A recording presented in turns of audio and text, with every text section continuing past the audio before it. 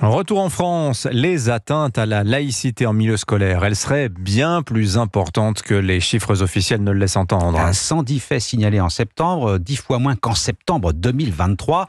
Sur le terrain, la réalité est un peu plus complexe selon une enquête du principal syndicat d'enseignants. Tous les incidents ne sont pas forcément rapportés à la hiérarchie. Louise Salé.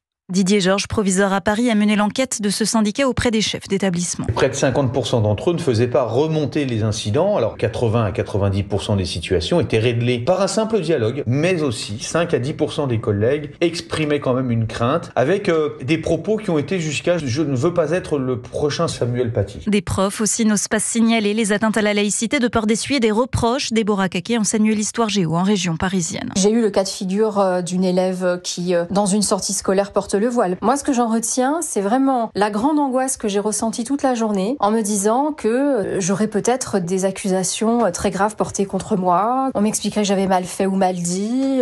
C'est insupportable. Pour éviter des incidents, lundi, l'hommage à Samuel Paty et Dominique Bernard n'a pas été organisé partout. C'était le cas à Mantes-la-Jolie, dans les Yvelines. Ça n'a pas été fait ou ça n'a pas été fait correctement. C'est-à-dire, c'est une minute de silence qu'on va essayer de mettre dans la journée en essayant de ne pas déranger. C'est vraiment comme ça que ça vous est présenté. Moi, je comprends très bien avec un hommage aussi minimaliste, on n'est aucun chiffre. Les données officielles ne reflètent donc que partiellement ce qui est vécu sur le terrain. Louise Salé, spécialiste éducation à Europe 1. Merci Christophe Lamarre, c'était votre journal.